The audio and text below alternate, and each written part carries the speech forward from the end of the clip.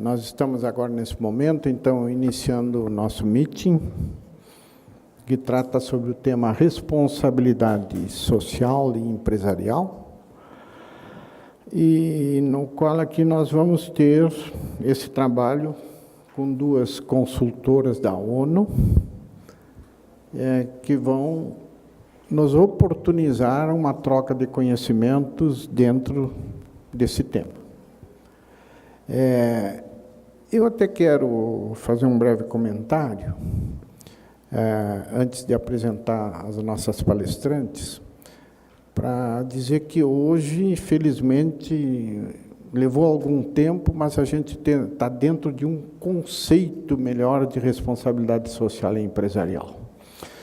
Quando no Brasil se começou a falar nisso pela primeira vez, se tinha a ideia de que isso era uma atividade filantrópica, onde alguns se colocam numa posição e ajudam outros que não são participativos. Mas a responsabilidade social é uma troca.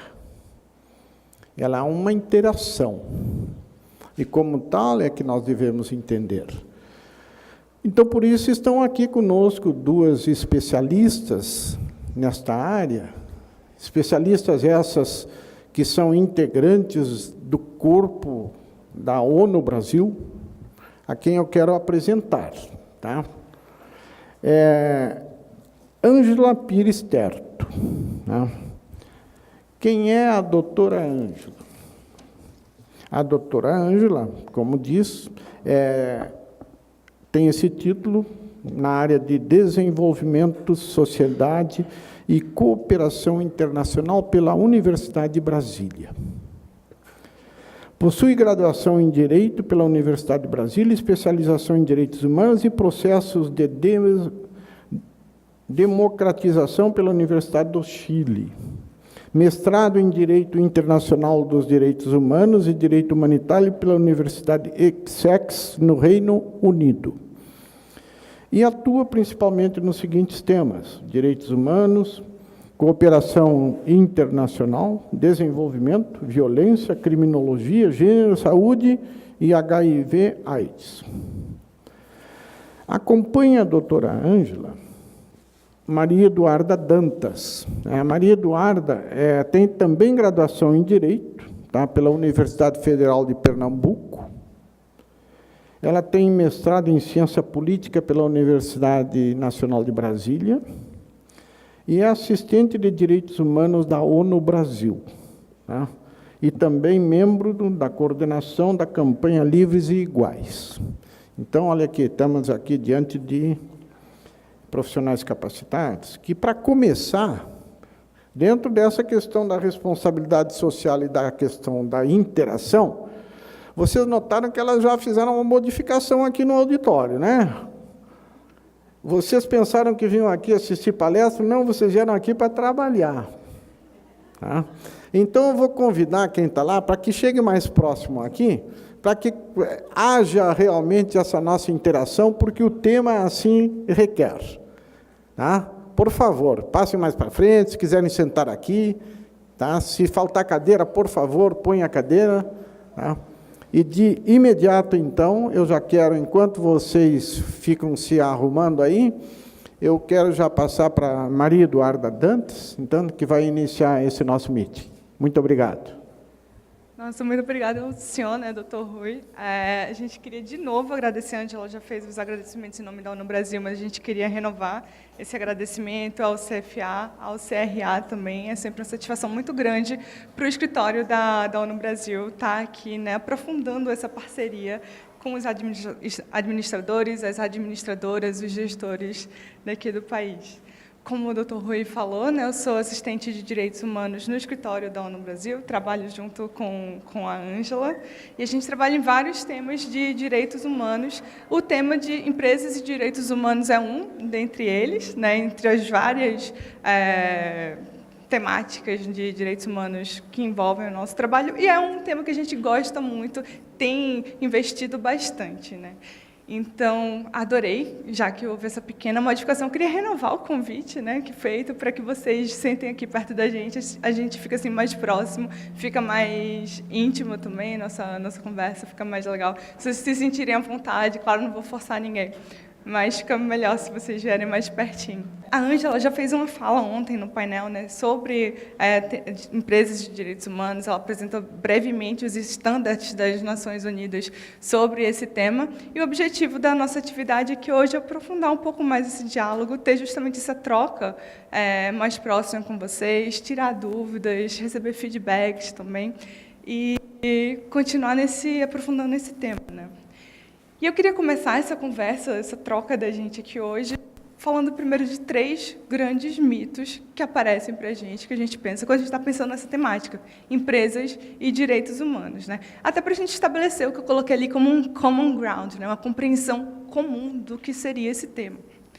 Então, o primeiro grande mito diz respeito à origem dessas normas, do estabelecimento de expectativas. O segundo grande mito diz respeito a como se dá essa relação entre o Estado e empresas, ou entre o setor público e o privado. E o terceiro grande mito diz respeito à natureza da relação entre empresas e direitos humanos. Como é que isso acontece? O que é que a gente gostaria de quebrar aqui com vocês hoje, nesse primeiro momento, né? Então, primeiro, isso da origem das normas e estabelecimento de expectativas. A gente tem, muitas vezes, uma compreensão um pouco, nem sempre tão assim, apurada, né, próxima da realidade dos processos políticos, dos processos jurídicos que a gente tem, de que os estados, os governos estão ali produzindo normas, né, legislando, e essas normas, essas regulações se aplicam às empresas, às atividades das empresas e a como as empresas vão atuar na sociedade, né, e regula, claro, a própria sociedade. É mesmo assim? Tão assim hierarquizado esse processo? O que é que vocês acham? Não? Você acha que não? Pois não? Eu acho que é assim em termos do que se espera que seja. Mas, de fato, eu acho que, quando vem do Estado para a sociedade, é mais difícil de ser absorvido. Então, é preciso que haja um caminho da sociedade para o Estado. Acho que tem que ter uma participação das pessoas, como indivíduos ou nas suas associações, para levar para o Estado, para quem legisla, para quem trabalha nisso, o que a sociedade já demonstrou que é necessário, para a lei não ser uma coisa morta, né? Todo mundo que estuda administração sabe que o Brasil é o campeão de ter um arcabouço legal perfeito. Agora, tem uma distância muito grande entre ter uma lei aprovada e ter uma lei implementada na extensão do que deve ser. E acho que isso também compete à maior participação da nossa parte. Qual o nome da senhora? Meu nome é Mara Biasi, eu sou conselheira do CRA-RJ. Olha, muito obrigada pela contribuição, acho que é bem por aí mesmo. E o que a gente quer reforçar com vocês todas e todos aqui hoje é justamente o papel não só que as pessoas, né, a sociedade como um todo tem nesse processo de estabelecimento de normas, de expectativas comuns compartilhadas para a nossa existência em sociedade, mas também que papéis as empresas, os administradores e administradoras têm tudo nisso. Então, o que é que a gente trouxe aqui para vocês? Primeiro, um fato, né, que empresas estão imersas numa realidade social complexa. Nenhuma empresa, nenhuma organização existe separadamente, né, voando em abstrato no mundo. E nessa atuação nelas da sociedade, as empresas informam e moldam também a atuação do Estado, né, tanto quando o Estado está editando legislações, né, como também quando ele está desenhando políticas públicas para atender a população. As empresas, elas próprias também dão origem a normas, ao estabelecimento dessas expectativas pela própria atividade delas. E muitas vezes de modo até independente do Estado, né? Ou à revelia do próprio Estado, como acontece em algumas situações. Alguns exemplos que eu trouxe aqui para compartilhar com vocês de como é que as empresas criam também normas, né?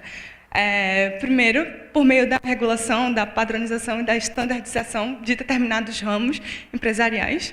Quem aqui já percebeu que não importa o lugar do mundo que você vá, o tamanho do papel é sempre o mesmo, A4. Isso é padronizado, e não é padronizado por um Estado, não tem nenhum governo sozinho fazendo isso, né? Vocês já repararam também que não importa onde vocês forem, tem até as cores que a gente conhece, que a gente usa, também são padronizadas, tem um código específico, a tal da escala Pantone. Já ouviram falar nisso também? Então, a gente vive assim num mundo globalizado em que diversos ramos estão cada vez mais padronizados, standardizados, e isso acontece muitas vezes sem que os Estados estejam determinando essas normas, essas legislações. É feita por órgãos técnicos, por órgãos especializados, especialistas naquela área. Isso é um exemplo disso, né, de como a atividade empresarial dá origem a normas que, tudo bem, não são feitas diretamente pelo Estado, mas que cumprem essa mesma função social de estabelecer expectativas, né? Em segundo lugar, quando a gente está pensando em processos de certificação, quem já ouviu falar isso? O selo lá, Fair Trade. Né? Muitas vezes não é um Estado que está impondo nada à empresa, ela mesma tem interesse, né, em ter o seu produto, a sua atividade reconhecida por um determinado selo, e ali, voluntariamente, né, se compromete a cumprir determinados padrões, determinados estándares mínimos de produção, e ganha lá o Fair Trade. Isso também é uma forma de normatização. E um terceiro exemplo é a resolução de conflitos e disputas. Quem já ouviu falar assim, de grandes casos, né, às vezes de disputa entre empresas, corporações e até outros governos, outros estados, que não são resolvidos pelas jurisdições nacionais. Eles procuram o quê? Cortes arbitrais. Né? Quem já ouviu falar da OMC aqui? A Organização Mundial do Comércio. Todo mundo, né? Então, esse é um exemplo também. Então, uma conclusão, assim, para a gente quebrar esse primeiro mito, é que empresas também participam de modo ativo desses processos de criação de normas e de estabelecimento de expectativas.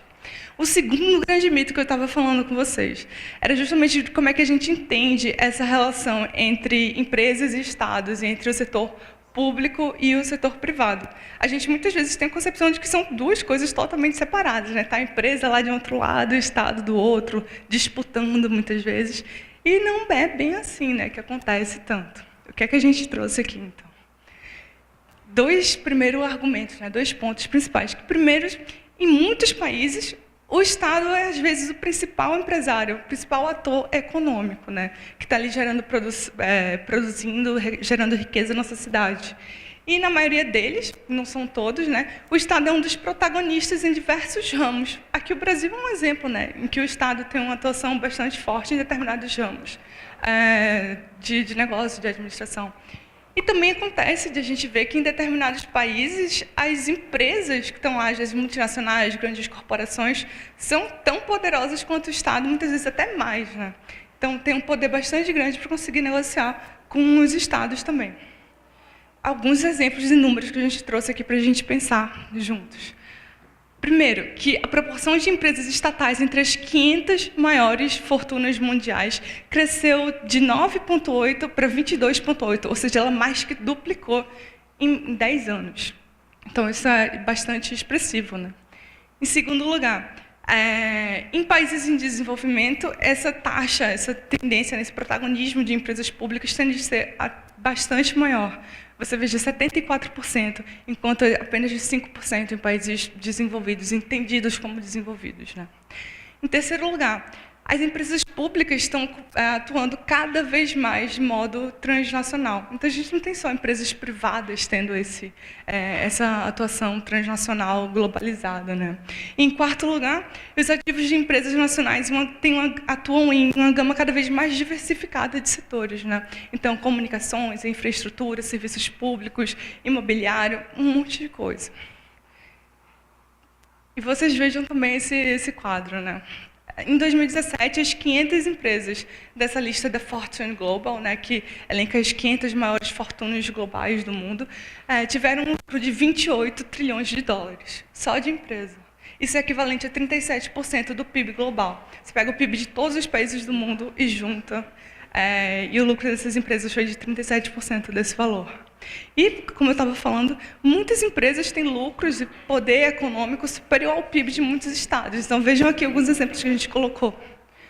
Compare aqui o tamanho da Visa, né? Por exemplo, tem o mesmo lucro do que o PIB do Zimbábue. Vocês sabem qual é esse país aqui? Que está comparado com a Nike?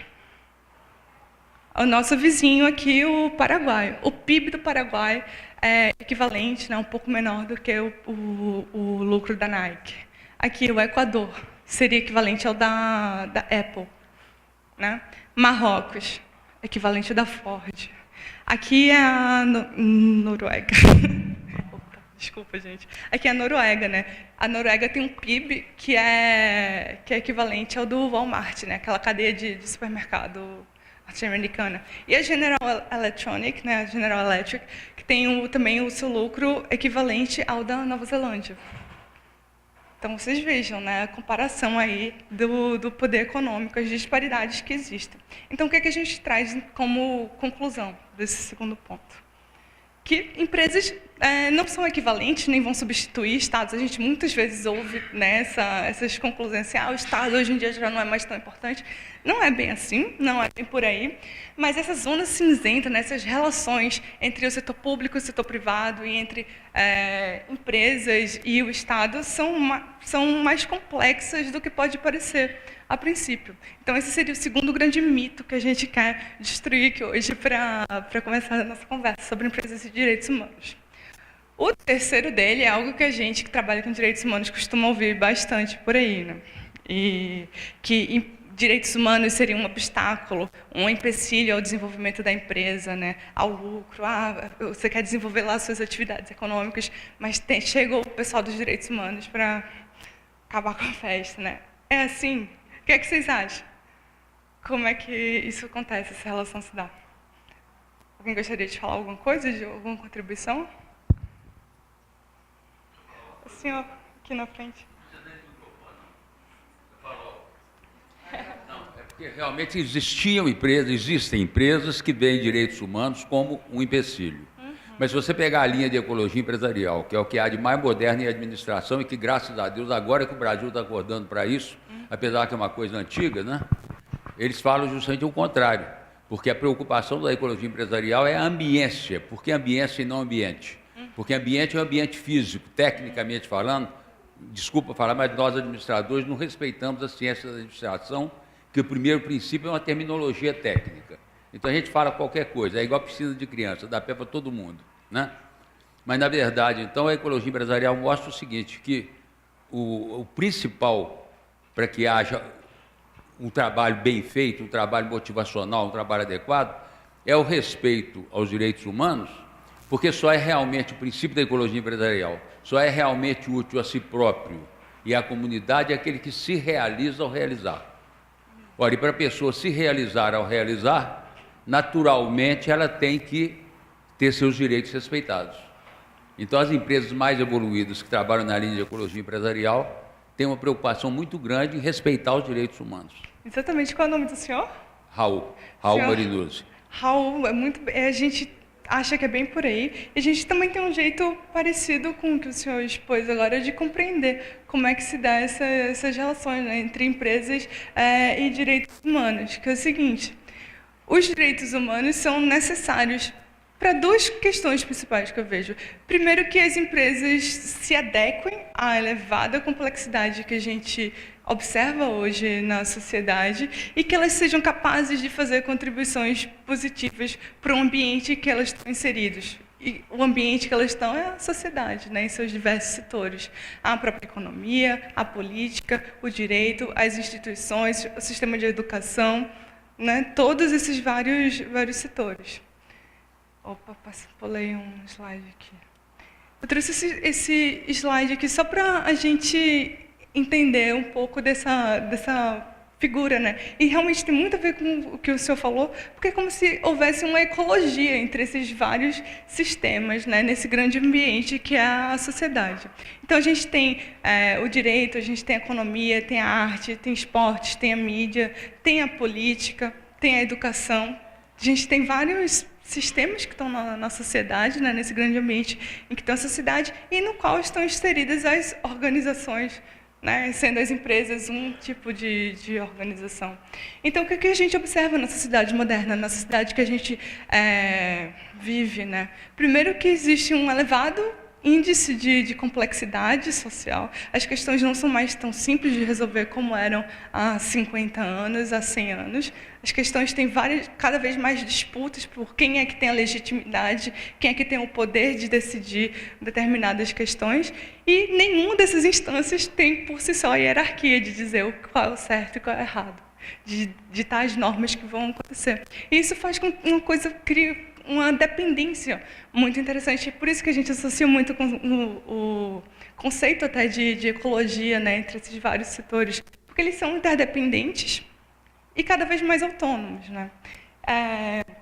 E por isso que as empresas precisam dos direitos humanos, porque se você olha só para o lucro, né, só para produzir riqueza por si só, e não está preocupado com os impactos que a sua atuação pode ter sobre o direito, pode ter sobre a política, isso acaba sendo danoso e prejudicial para a própria atividade da empresa, né? Que empresa gosta de estar atuando num país em que instituições são fracas, em que não se pode confiar na política, em que não se pode confiar no direito? Isso acaba sendo prejudicial para a própria atividade econômica, porque as expectativas sociais não são compartilhadas, não são confiáveis. E isso impacta negativamente o trabalho de vocês enquanto administradores. É uma das primeiras coisas que a gente aprende no curso de gestão, né? Se planejar, prever, antever as necessidades, né? Então, como fazer isso, essa ecologia, né, para pegar aqui a fala do Dr. Raul,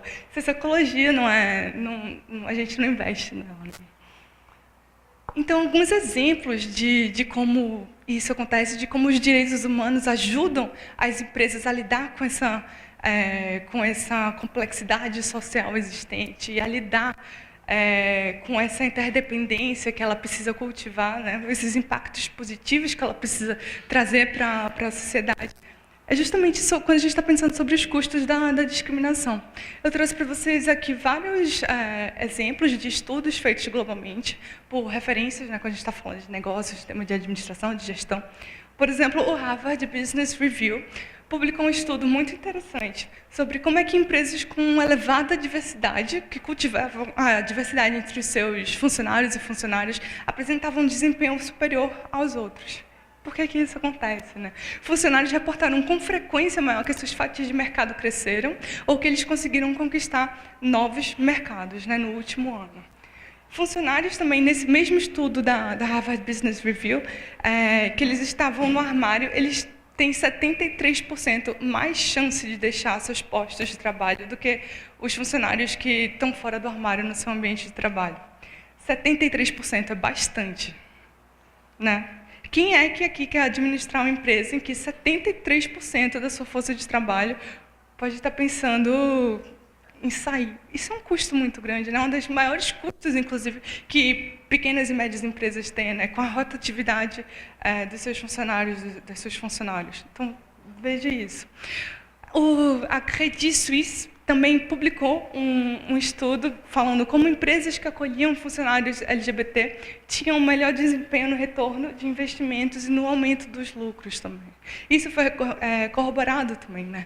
E o Center for Talent Innovation, que está baseado em Nova York, também publicou um estudo dizendo que 27% dos seus funcionários que não estão fora do armário afirmaram que esconder sua identidade, né, não estar existindo ali livremente no seu ambiente de trabalho, era um empecilho a que eles compartilhassem livremente suas ideias. Bastante, né? E isso, claro, impacta negativamente, prejudica a capacidade da empresa de inovar, de trazer novas ideias, de criar soluções inovadoras para os novos desafios da administração, que é o tema de tudo que a gente está discutindo aqui. Então, esse é um pouco quando a gente está pensando na população LGBTI. Né? E, claro, tem também o argumento do dinheiro. Né? O LGBT Capital publicou um estudo em 2015, estimando que o poder de compra de consumidores LGBT, e aí estão envolvidas tanto as próprias pessoas LGBTI quanto os aliados, né, da causa, está estimado em 3,7 trilhões de dólares. É bastante, né? E eu acho que não é negligenciável de modo algum. E o terceiro grande mito, né, que a gente estava vendo, só para concluir, é que direitos humanos, então, são uma ferramenta valiosa para a sobrevivência das empresas e para o seu crescimento. Uma empresa que não está antenada com como é que sua atividade vai impactar a fruição dos direitos humanos, né? Tanto no seu próprio ambiente interno, quando você está olhando para os seus funcionários, tanto para a sua cadeia produtiva, sua cadeia de fornecedores, e também seu impacto na própria sociedade em que ela está, não sobrevive, tem menos condições de sobreviver, tem menos condições de crescer, de gerar prosperidade, de gerar riqueza. Então, os direitos humanos são uma ferramenta valiosa, não devem ser vistas como um obstáculo ou um empecilho, mas são uma ferramenta valiosa para que as empresas possam aprender com o seu ambiente, desenvolver mecanismos para lidar com essa complexidade que a cerca.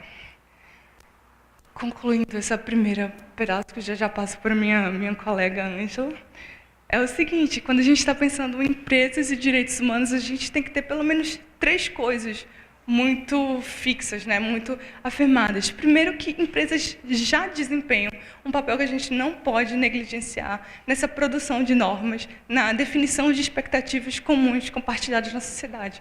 Isso já é um fato, isso não é novo. A gente tem que lidar com isso, em vez de negligenciar essa realidade. Em segundo lugar, a gente tem que a atividade das empresas pode ter impactos significativos, e isso tanto para o bem quanto para o mal, né? Tanto impactos positivos quanto impactos negativos sobre a capacidade de fruição de direitos humanos por parte das pessoas, né? Em terceiro lugar, a gente tem que empresas têm um papel também proativo a cumprir para a observação e para a promoção dos direitos humanos. Se a sua atividade está gerando impacto sobre a capacidade que as pessoas têm de usufruir, de gozar sobre os seus direitos humanos, nada mais natural que você também tenha uma responsabilidade, né, de tomar precauções e providências para minimizar esses impactos, para fazer com que eles não existam. E, muito mais que isso, você ser um agente positivo pela promoção dos direitos humanos no ambiente que você está, né, na sociedade que você está. Eu vou passar agora para a Ângela, se vocês puderem trocar a apresentação aqui, por favor.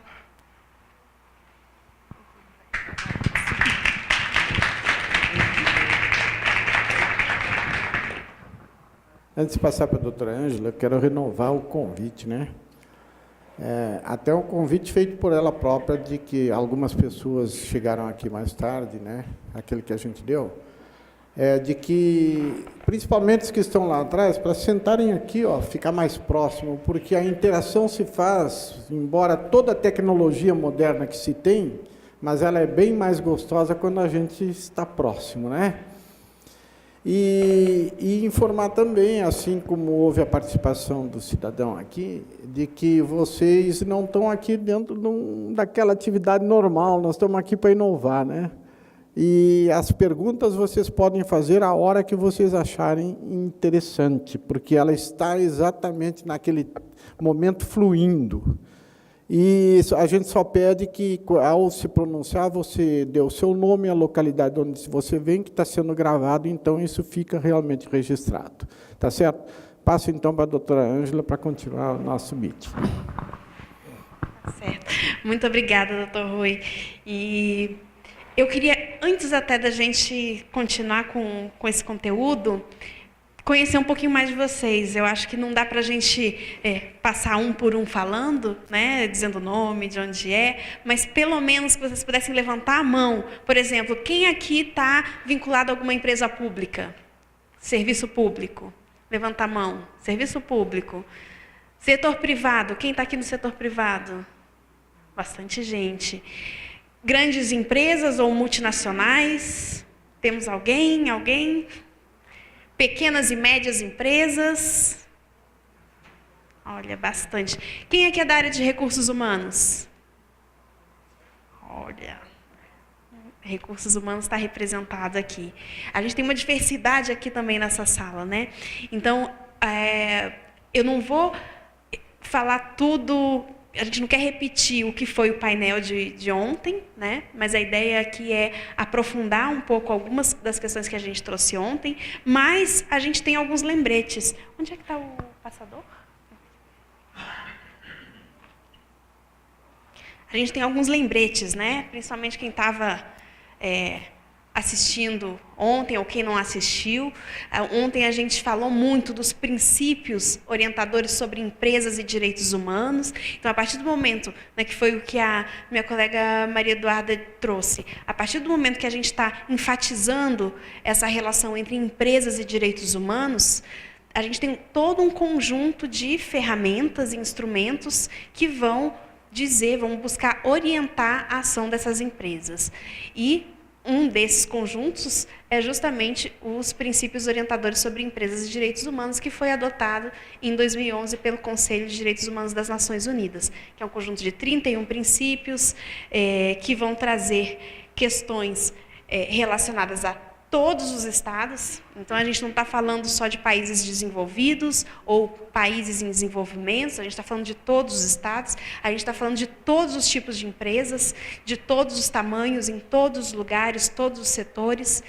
E a gente está falando de tipos de responsabilidades aí sim diferentes, pela própria natureza, né, seja do estado, da empresa. A gente não está falando de obrigações novas. Então, esses princípios não são mais uma legislação, pelo contrário, ele busca refletir tudo que existe já de legislação, seja a partir das convenções da OIT, recomendações, Pacto Internacional de Direitos Civis e Políticos, Convenção das Nações Unidas sobre os Direitos da Pessoa com Deficiência, enfim, todo o conjunto de legislação que a gente tem e que foi construído. Vai deixar muito evidente também que os impactos positivos, eles não anulam os impactos negativos, no sentido de que a empresa ela tem que olhar para todos os tipos de impacto. Não é simplesmente dizer, não, mas eu já estou trabalhando a questão da igualdade de gênero. Né? E aí esquece toda a questão de igualdade racial, por exemplo, ou de pessoas com deficiência. Ou então, não, mas, como foi dito ontem também, não, mas minha empresa nem emprega criança, a gente não tem nada a ver com trabalho infantil, então já está bem em termos de direitos humanos. Não, peraí, tem muitas mais questões de direitos humanos que a gente tem que observar. E a gente está falando de um misto de enfoques regulamentares e enfoques voluntários, no sentido que a gente tem uma série de regulações, mas tem uma série de compromissos que as próprias empresas elas podem fazer, independentemente de existir uma legislação que a obrigue ou não. A gente está falando também de 3 tipos, né, 3 pilares de responsabilidades. Um que está voltado para o eixo da proteção, né, de proteger, que aí fala assim das políticas, da regulação, né, que vem muito do Estado, mas como disse Maria Eduarda ainda há pouco, as próprias empresas também criam, né, as suas regulações. A gente está falando de questões relacionadas ao próprio respeito, ou seja, a partir da ação das empresas, como que elas respeitam. E aí a ideia é que a gente foque também, principalmente na questão da devida diligência, agora a nossa conversa. E a gente fala também da questão das vítimas, né? Então, é um outro pilar bem importante de como que, a partir da ação das empresas, como elas impactam nos direitos humanos, como que as vítimas elas são amparadas. Bom, mas o nosso foco aqui, a gente quer fazer um exercício também com vocês, é no tocante ao processo de devida diligência. Né? O que é ter a devida diligência? Quem ontem estava acompanhando o painel, quer comentar o que é a tal devida diligência? Alguém já fez algum processo de devida diligência aqui? Silêncio. Olha que tem muita gente aqui de grandes empresas. Eu sou muito faladeira, eu fico com vergonha de falar.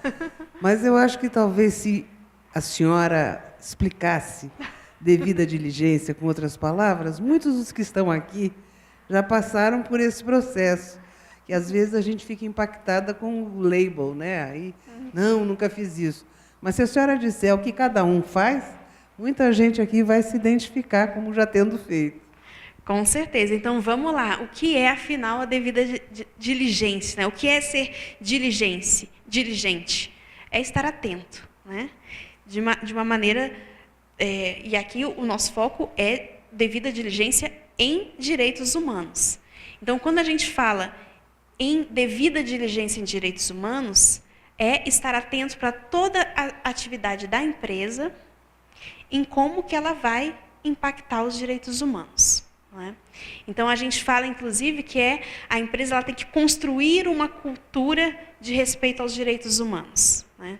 Então, a devida diligência ela é um processo, então ela não é uma ação específica ou duas, não é algo que somente uma pessoa na empresa vai fazer. Então, cadê a pessoa, cadê o colega responsável pela devida diligência? Vamos chamar o colega. Não.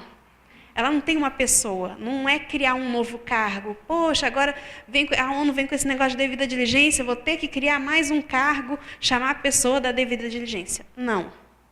Devida diligência é algo que tem que estar muito bem incorporado nos processos da empresa, no sentido de que a tomada de decisões ela observe o impacto nos direitos humanos.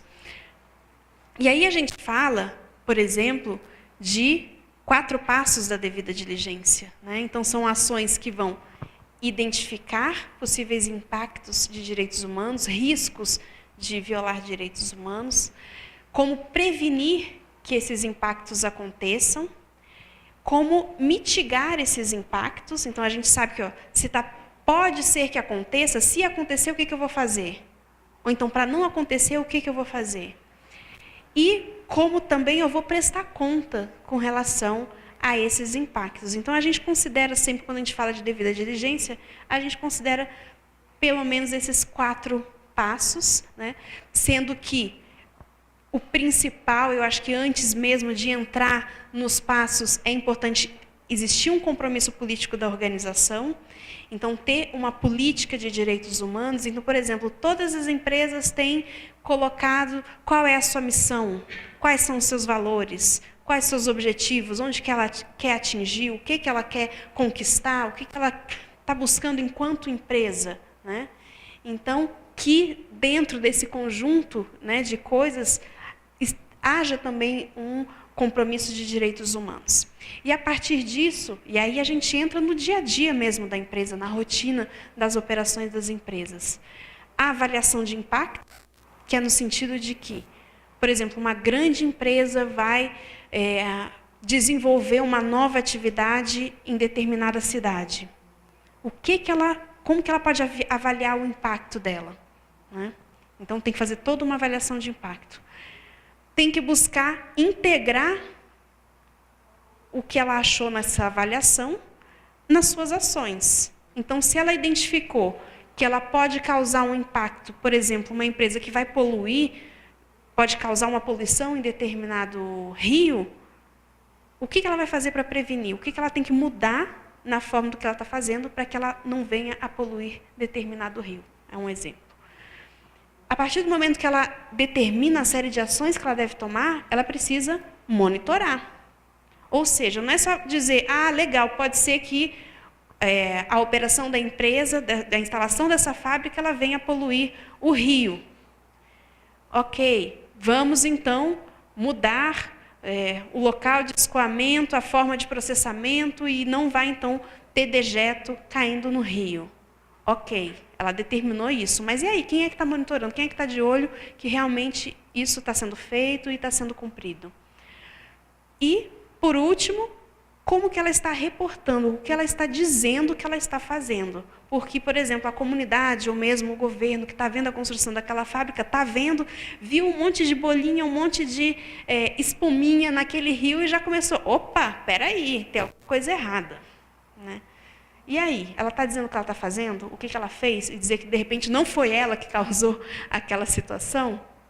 Enfim, esses são 4 passos que, quando a gente faz um processo de devida diligência, a gente precisa observar. E aí, agora, quem já fez um processo de devida diligência? Quem é que, nas suas operações, já começou a refletir que possível impacto de direitos humanos teria a partir das suas operações? Alguém aqui tem essa experiência?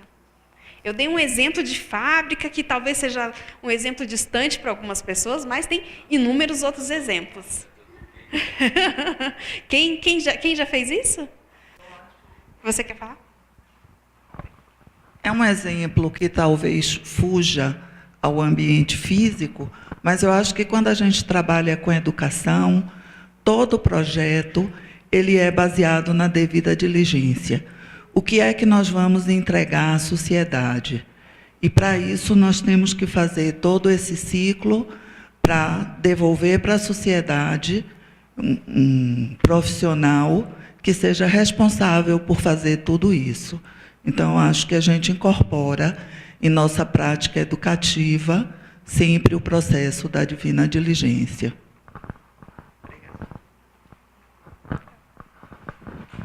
Boa tarde, eu sou Marli, do Espírito Santo, sou conselheira federal e ouvidora também do Conselho Federal. Eu acredito que a gente, né, a partir da educação, aprende muito com os erros também. E fiquei pensando muito sobre esse tema, né, devida diligência, e eu teria um exemplo que foi de conhecimento nacional da falta da devida diligência, que foi o maior desastre ambiental ocorrido no Espírito Santo, em Minas, com aquela barreira, né, de dejetos minerais, e que acabou com o Rio Doce, que é um rio importantíssimo para o Estado do Espírito Santo, que corta o Estado de uma ponta a outra, e eles não fizeram avaliação de impacto de uma situação de risco que eles já viviam, foram irresponsáveis e inconsequentes mesmo. Posso afirmar, porque eu sou moradora e tenho acompanhado de perto, né, todo o desenrolar dessa questão. Não houve integração e nem ação logo após o acidente, eles demoraram muito para se manifestar, não teve monitoramento, demorou também, foi só com a imposição legal, uma forte pressão da sociedade para começar a ter um monitoramento de tudo o que estava acontecendo.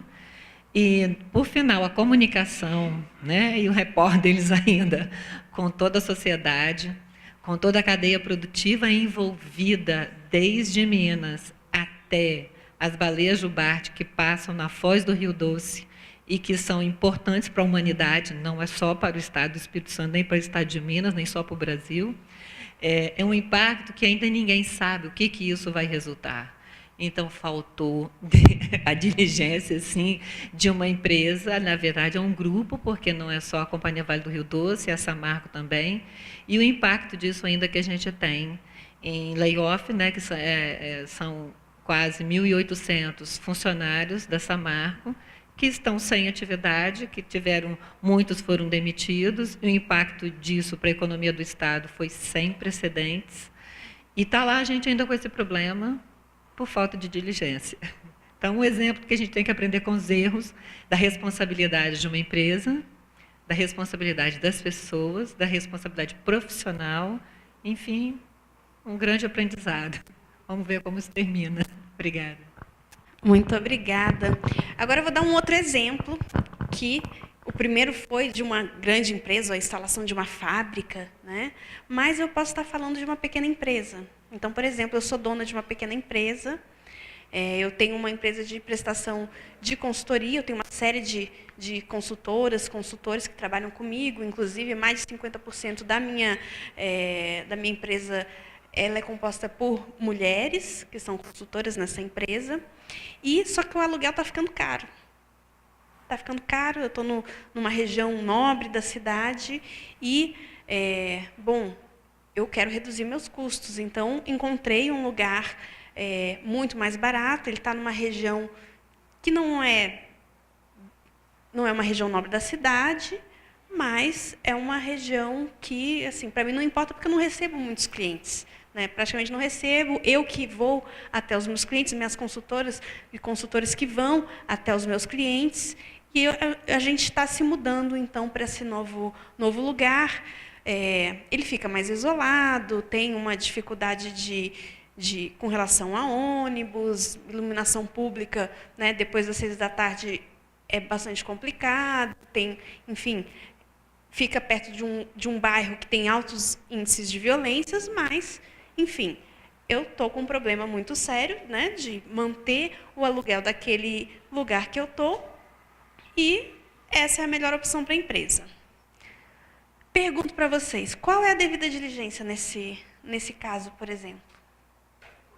Eu estou falando de uma pequena empresa, numa questão muito simples. Já tem várias respostas aqui, eu quero o pessoal daí respondendo também. Segurança, transporte, acessibilidade até lá, enfim, tem uma série de coisas. Esses são 2 exemplos só. Vocês concordam? Então, segurança de quem? Mas não tem problema. Dos empregados. Segurança deles. Transporte. Mas é responsabilidade minha? Essa da empresa? Mas isso não é do poder público que tem que garantir o transporte, acesso ao transporte da população? Não é? Quem dá mais? Isso só para também ilustrar um pouco, né, de que não são só as grandes empresas e multinacionais e tal que elas precisam realmente estar preocupadas com direitos humanos. Então, muitas vezes, uma mera mudança de sede, ela tem um impacto. A gente está falando de questões relacionadas, por exemplo, à segurança, que foi lembrada aqui. Eu posso estar expondo minhas funcionárias à violência sexual, por exemplo. Né? A gente vê, eu sempre fico escandalizada quando a gente tem um relatório de segurança que a gente recebe na ONU e que mostra, muitas vezes, os horários onde que acontecem situações de estupro e que, às vezes, são aqueles horários que muitas vezes as pessoas nem imaginam. Por exemplo, logo de manhã cedo, é um horário, né, bem crítico, que as pessoas muitas vezes estão indo ao trabalho, né, 7, 8 da manhã. Enfim, então, o quanto que uma mudança de sede pode gerar um agravamento nas condições de segurança e expor as próprias funcionárias à violência sexual. Né? E como que a empresa está preparada para lidar com essas situações, uma vez que elas acontecem. Né? Mas aqui eu queria mostrar para vocês... Opa, passei demais. Então, quando a gente fala de impactos em direitos humanos, inclusive, há vários estudos que já mostram a própria natureza de alguns negócios, como elas podem afetar os direitos humanos. Aqui é um slide que está em inglês, mas rapidamente mostrando que, por exemplo, o setor de mineração, ele pode causar impacto, seja na realocação daquelas comunidades, então você causa um deslocamento de pessoas, impacto em populações tradicionais, inclusive populações indígenas, que muitas vezes moram nessas áreas, né, de reservas extrativistas, impactos ambientais, e aí a gente está falando desde poluição, seja desmatamento, impactos na terra, na água, né?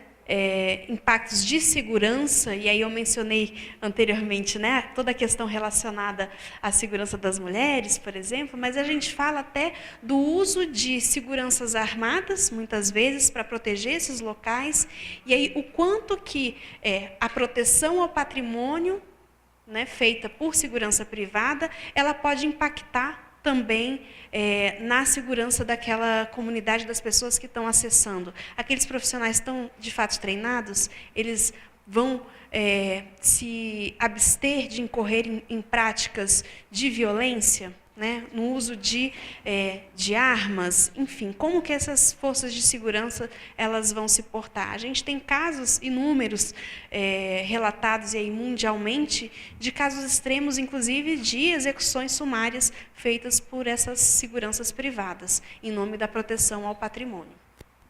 A gente está falando, né, de todas as formas de discriminação, questões relacionadas à saúde, à segurança da saúde, né? Então, desde o momento que a gente tem funcionários que estão manejando vários recursos e talvez não estejam usando os equipamentos de proteção devidos, ou mesmo afetando a saúde da comunidade onde aquela operação está inserida, como é o caso, por exemplo, de indústrias extrativistas que acabam, muitas vezes, causando um dano, né, seja no meio ambiente, que vai impactar a saúde das pessoas, porque a água foi poluída, porque as pessoas não conseguem mais plantar, e por aí vai. Né? Então, só para dar um exemplo aqui, mineiro, e a gente tem várias outras setores, né, em que a gente já tem uma série de impactos identificados como setores que podem influenciar negativamente a fruição dos direitos humanos. As instituições financeiras, o setor de energia, a área de tecnologia e inovação, as áreas de cuidado à saúde. Então, aqui a gente está falando de questões relacionadas como a gente mencionou ontem, a questões de trabalho escravo, trabalho infantil, a gente está falando questões relacionadas à cadeia de valor. Então, uma vez que a gente tem uma grande empresa, ela tem uma série de outras contratações, né, uma série de terceirizações, ela pode, sim, estar ensejando também impactos de direitos humanos na população.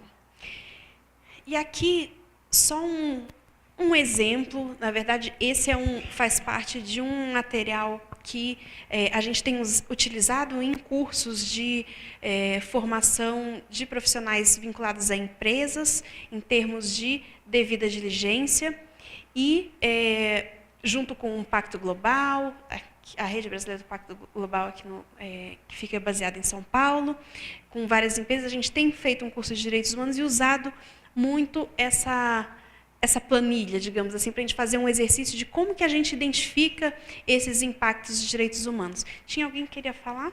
Ah, Li, desculpa, não vi. Boa tarde a todos. Você falou em trabalho infantil, trabalho escravo. Eu gostaria de saber qual é a posição da ONU na questão de direitos humanos, na questão do impacto do trabalho infantil e trabalho escravo, ao que diz respeito ao agronegócio brasileiro. A equipe das Nações Unidas no Brasil não tem um posicionamento, um pronunciamento oficial nesse tema, mas a gente tem várias discussões no âmbito das Nações Unidas, de um modo geral, com relação a questões relacionadas à atuação de empresas, e aí dos mais diversos setores, inclusive setor agropecuário, de agronegócios, como setores que, assim como qualquer outro setor, podem incidir negativamente, impacto negativo em questões de direitos humanos. Então, vou até voltar um pouquinho aqui, ó. Nesse slide aqui não tem, mas esse slide aqui faz parte de uma publicação que está disponível na internet, a gente pode compartilhar depois com vocês também, que vai listar possíveis impactos de direitos humanos com relação a vários setores. Então, quando a gente fala em setores, por exemplo, de agricultura, né, a gente sabe que são setores que podem causar uma série de vulnerabilidades, né? Então, em termos, seja de trabalho escravo, seja de exploração sexual, seja questões de direitos trabalhistas, de um modo geral, né? Então, tem uma série de questões que estão relacionadas. Isso é diferente de dizer que, como mostra aqui, quer dizer que todo trabalho de mineração é violador de direitos humanos? Todo trabalho, né, toda atuação relacionada ao setor de energia ou instituições financeiras, tecnológicas, ciências, saúde ou agronegócio viola os direitos humanos? Não, não é assim, né? Então, existe uma série de riscos, que são os riscos do negócio, que impactam os direitos humanos. Tá, mas a ONU não determinou nenhuma diretriz, não tem trabalhos, pesquisas que a gente possa ter acesso sobre esses números no nosso país, no Brasil? No Brasil, especificamente, com relação a esse tema, eu desconheço. O que tem sido feito, inclusive o Programa das Nações Unidas para o Desenvolvimento, tem tido um trabalho junto com a Rede Brasileira do Pacto Global, que tem feito vários estudos, inclusive tem um estudo para qual as empresas estão sendo convocadas também a responder com relação a práticas, seja práticas inclusivas, práticas de respeito aos direitos humanos, mas tudo isso está em processo. A gente não tem, eu desconheço um estudo hoje que ele fale especificamente do agronegócio brasileiro e o impacto dele de direitos humanos. Eu vou ficar devendo essa informação. Bom, então, voltando aqui, esse é um exemplo, né, de uma planilha que ajuda a gente refletir um pouco como que a gente vai identificar os impactos daquele negócio nas questões de direitos humanos, né? Então, olhando as atividades específicas que podem impactar, os direitos humanos correspondentemente que poderiam estar sendo violados, quais são os grupos afetados por aquelas atividades, quais os setores da empresa que deveriam ser envolvidos, e quais também os relacionamentos relevantes para o negócio, que aí a gente está falando dos parceiros no âmbito de prestação de serviço para a empresa, seja as empresas, né, que são terceirizadas, por exemplo, para a segurança daquela empresa, e por aí vai, né? Bom, temos outro caso, outro exemplo para a gente olhar, e aí eu queria contar muito com a participação de vocês, para a gente ir refletindo nesse processo de devida diligência, né? Como é que a gente faz. Esse é um exemplo que é fictício, né? Então aqui não tem os nomes, né? Não são de empresas reais. Então, por exemplo, a Corp Florestal é uma empresa multinacional que opera na Westlândia. Ela recebe uma licença para exploração de plantações no Distrito Norte da Westlândia, onde vivem várias minorias étnicas e povos indígenas.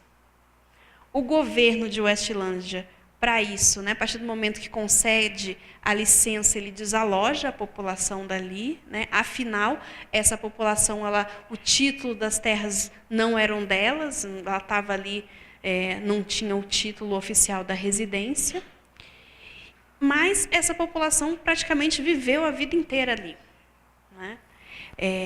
Tanto ela vivia e dependia daquela terra. Então, inclusive, era um cultivo de subsistência. Tá? E aí eu pergunto para vocês, o que o Estado, nesse caso, né, que concedeu a licença, o que ele deveria ter feito? Pensando em termos de devida diligência do Estado, primeiro, olhando para o que o Estado deveria ter feito em termos, né, de concessão dessa licença. Alguém se arrisca? Está todo mundo muito quietinho.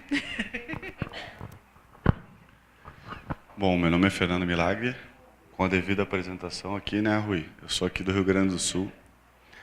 E eu acho que ainda faltariam mais subsídios para a tomada de decisão. Depende para que é feito, para onde que é feito, quais são as outras possibilidades a que se faça isso, porque, de qualquer forma, eu acredito que tudo seja um contexto, né? O contexto social é um contexto muito complexo, e se a gente disser que foi feita para que a empresa tirasse o lucro para ela, é uma coisa. Se disser que, daqui a pouco, para fazer uma plantação, exploração, para desenvolver um medicamento muito raro, que só pode ser feito naquela região para salvar milhares de pessoas, é um outro contexto.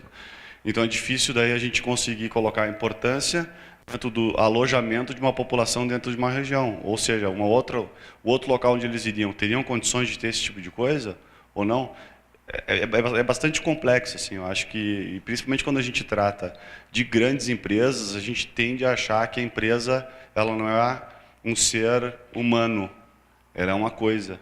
Quando a gente diz que no Brasil mais de 80% das empresas são micro e pequenas empresas, que produzem mais da metade dos empregos, o microempresário, o pequeno empresário, ele também é um ser humano. Então, tu tem que contextualizar, porque senão a gente fica muito fora da caixa, assim, entendeu?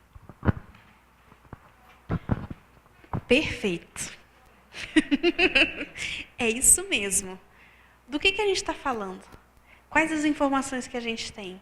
Então, é simplesmente, pediu uma licença, concedeu? Não. Vamos entender qual é o contexto, que área é essa? Quem reside nessa área? O que está acontecendo? Quem são as pessoas? Quem são as comunidades? É licença para quê? Qual é o impacto que isso vai ter? Seja positivo, seja negativo? Vamos pesar. A gente precisa ter mais elementos para essa análise. E isso, assim, é um exemplo bem hipotético, mas que ocorre sempre, né? Então, quando eu mencionei o caso, né, da pequena empresa que estava se mudando, também assim, qual é o contexto? Ok, mas é só a questão da economia? Qual é o contexto? Ela está indo para onde? Qual é o bairro? Porque eu dei informação, metade, 50%, mais de 50% são mulheres. Já foi outro elemento. Você já pensou, e as mulheres, né? Então, quando a gente começa uma análise de devida diligência, a gente precisa saber do contexto. Vou voltar aqui um pouquinho, né? O que vai ser feito?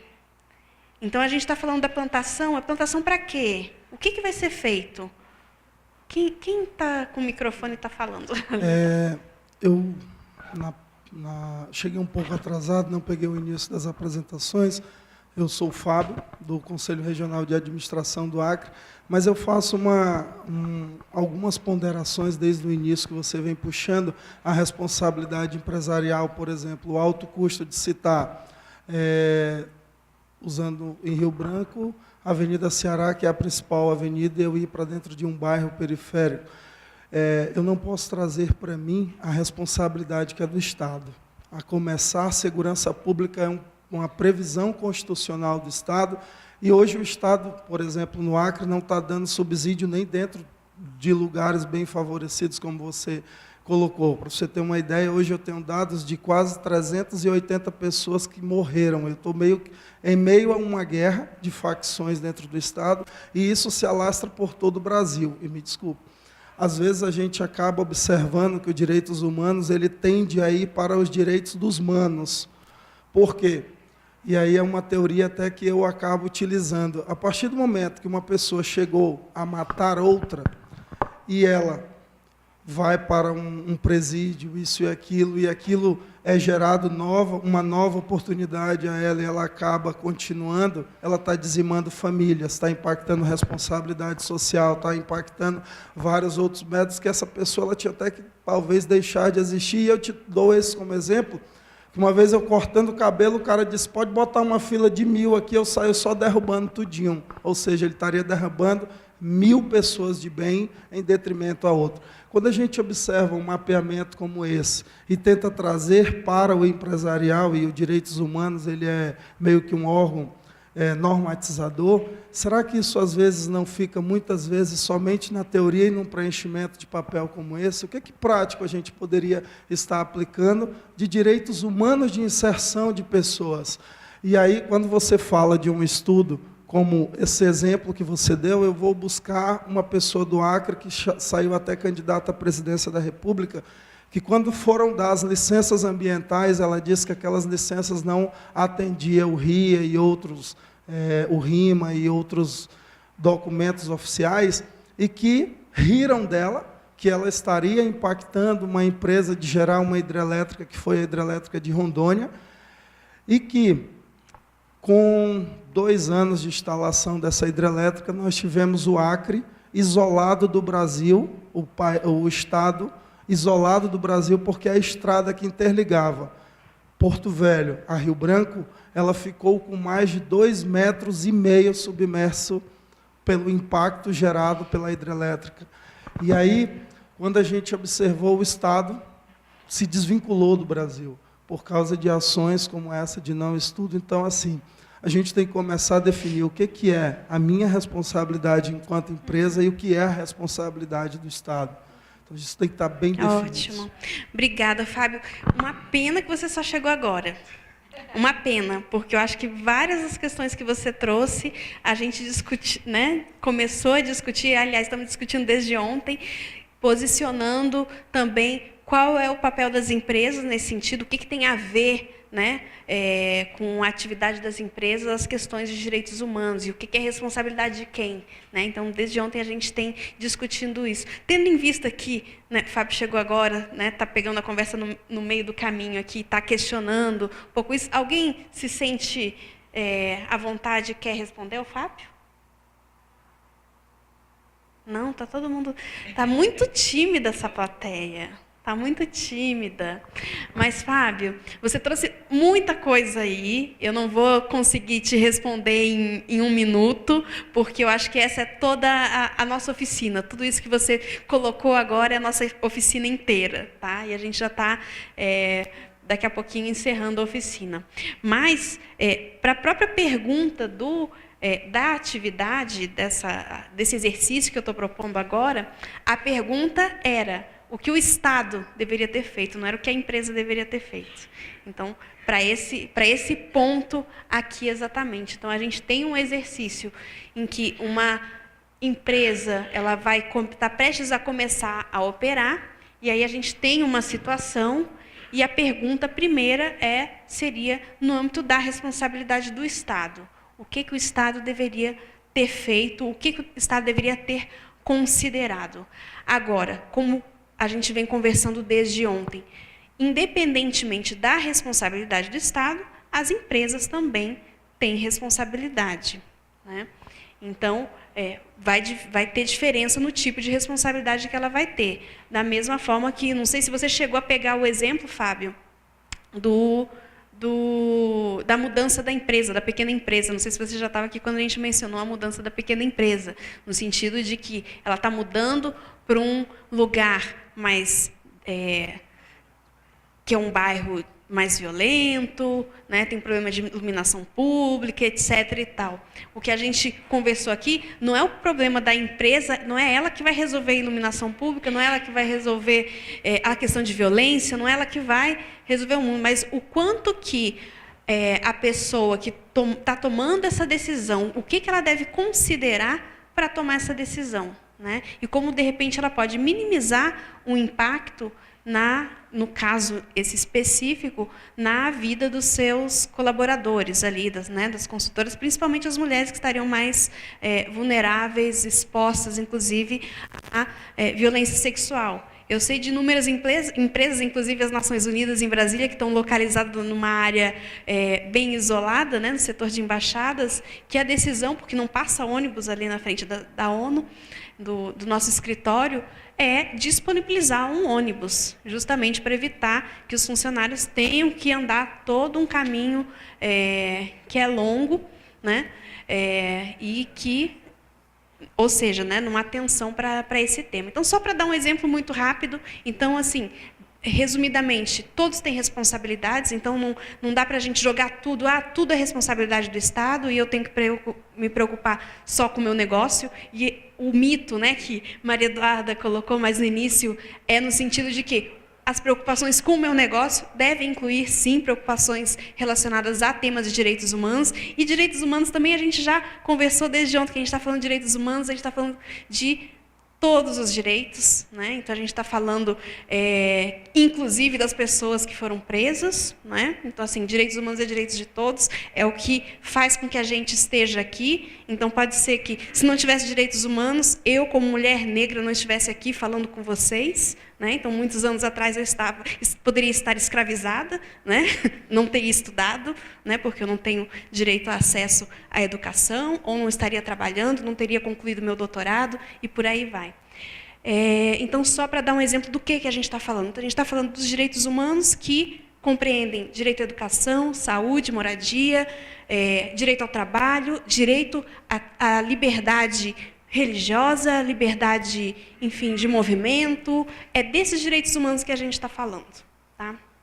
Então, e quando a gente fala de empresas, a gente também está falando de todos esses direitos humanos, né? E no exemplo que eu trouxe, a gente está falando do caso, né, de uma multinacional, e aí, em termos do que o Estado deveria ter feito, quando a gente está falando de uma grande operação, e aí o colega Fernando, quando fez, né, deu a contribuição dele, ele trouxe a questão fundamental, a gente precisa se inteirar do contexto, e aí eu vou voltar na planilha anterior. Então, a partir do momento que a operação ela vai se instalar, que atividades essa plantação vai desenvolver, né? Então, assim, qual é a área? Ela vai desenvolver uma plantação? Vai desenvolver aonde? Então, eu vou começar a listar uma série de coisas. Vai implicar no quê? Bom, primeiro eu vou começar com um desmatamento de tal parte, porque eu preciso remover para colocar... Enfim, eu preciso plantar sementes nessa área que é mais propícia. Eu vou começar a listar a série de ações que eu preciso empreender e que isso pode ter impacto nos direitos humanos, né? E aí eu vou começar a fazer esse exercício. Em que direitos humanos eu vou impactar?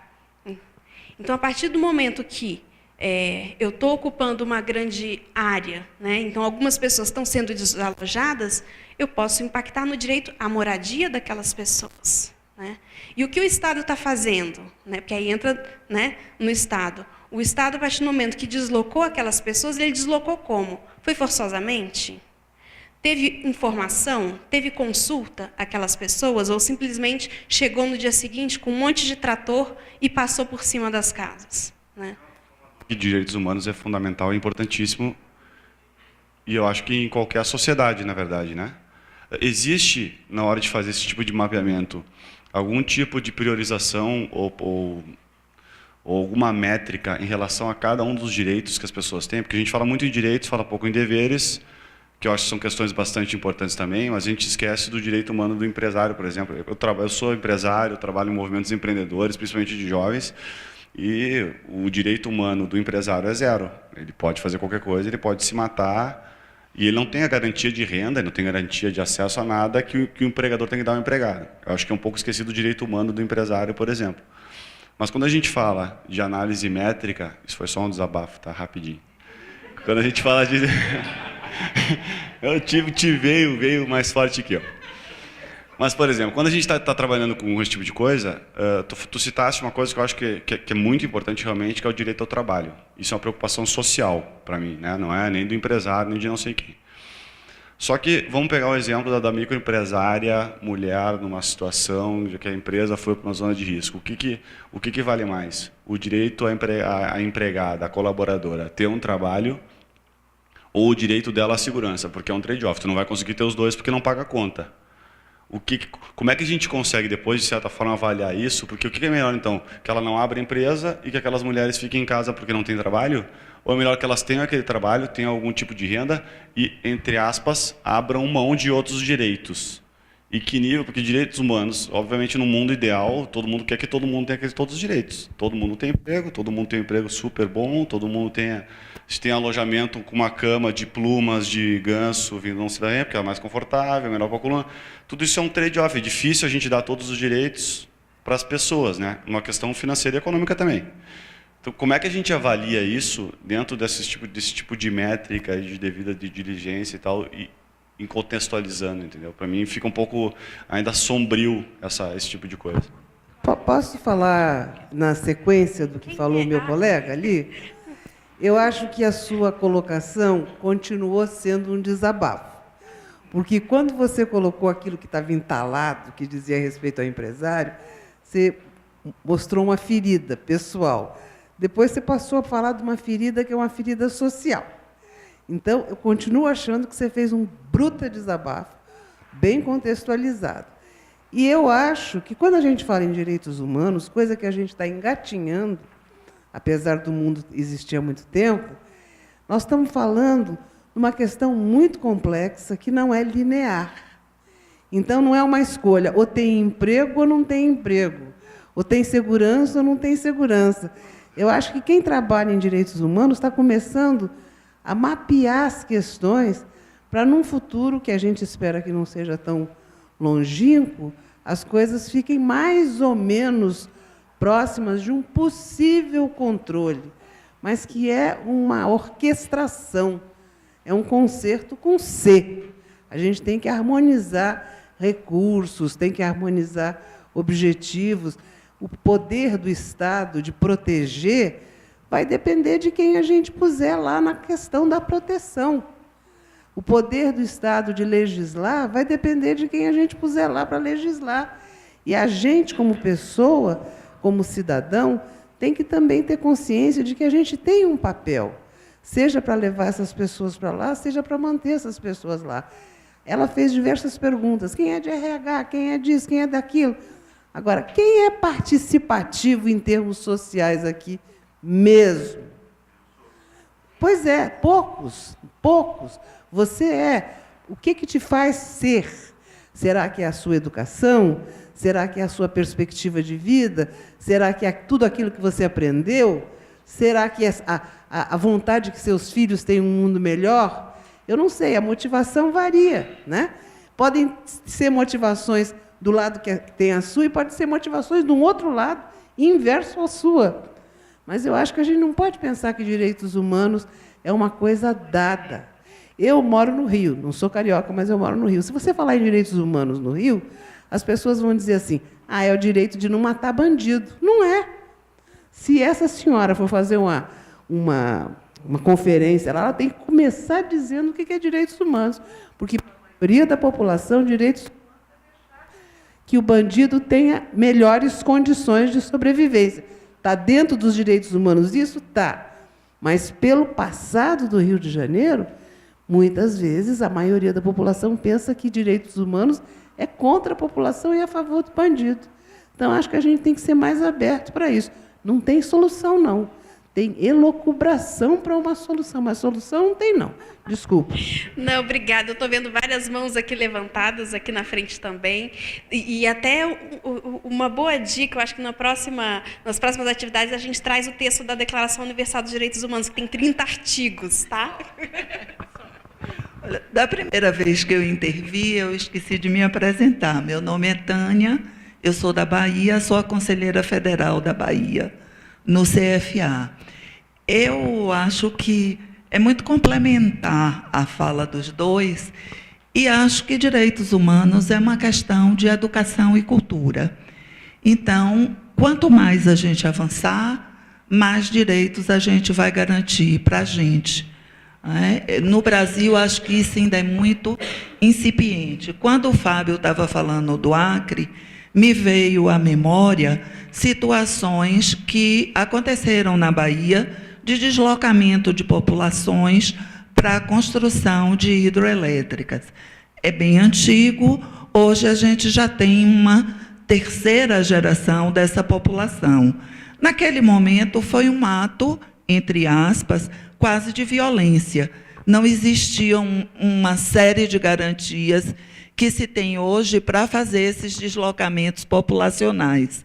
Mas, ainda assim, se a gente observa dentro de uma lógica mais racionalista de custo-benefício, houve um benefício muito grande, tanto para a população em geral, quanto para aquela população também que foi removida. Mesmo sendo há muito tempo atrás, foram criadas cidades para substituir as cidades existentes, com condições de urbanidade melhores até aquelas que eles tinham naquele momento. Porém, o dano cultural existiu. Até hoje, os remanescentes daquela geração se sentem violados, sentem que a sua cultura, em certa medida, foi afetada. Então, tudo isso, eu acho que passa por uma questão de educação da sociedade como um todo. É um processo, como ela disse, crescente, da gente saber o que é direitos humanos, ter consciência deles e exercê-los, em nosso benefício e em benefício da sociedade. Então, eu acho que é um pontapé inicial aquilo que a gente está dando. Obrigada. Vou aproveitar para chamar a atenção para 3 princípios de direitos humanos. O primeiro é o princípio da universalidade, é um princípio básico de direitos humanos. Quando a gente fala em direitos humanos, quer dizer que são direitos humanos para todas as pessoas. Para todas as pessoas quer dizer o que eu acabei de falar, todas as pessoas, para mim, para você, para todo mundo que está aqui, para quem não está aqui, para empresário, inclusive. Talvez não temos ainda uma convenção internacional dos direitos do empresário, assim como não temos uma convenção internacional sobre direitos dos administradores, né? Imagina se a gente tivesse uma convenção para cada especificidade. Mas temos vários instrumentos internacionais que vão garantir os direitos dos empresários. Quais são, afinal, os direitos dos empresários? A gente pode citar aqui direito a um trabalho digno, a uma vida digna, enfim, a uma série de questões. Então, temos sim garantidos. Eu acho que fica aí o convite para a gente divulgar mais esses instrumentos, para todo mundo conhecer, e que ninguém fica sentido porque não tem, né? Ressaltado, porque acha que não tem, mas tem. Está muito bem colocado aí todos esses direitos. Vamos divulgar. Um segundo princípio que eu gostaria de destacar é o da indivisibilidade. O que é indivisibilidade? É um pouco do que vocês trouxeram aí.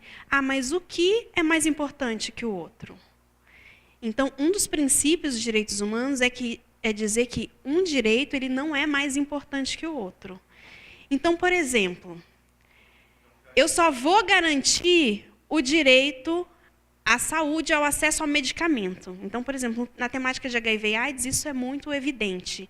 Então, eu tenho pessoas que estão precisando de tratamento com relação a AIDS, e aí está garantido lá o medicamento antirretroviral. Um grande problema aqui, né, que aconteceu é que algumas pessoas, principalmente em países da África subsaariana, tinham acesso ao medicamento, estava ali, só que elas não tinham comida. Então, como que aquele tratamento vai fazer efeito se ela não tem garantido o direito à alimentação? Então, as pessoas acabavam morrendo realmente porque elas não conseguiam, né? Então, assim, quando a gente olha para um ser humano, a gente tem que olhar na integralidade os vários direitos.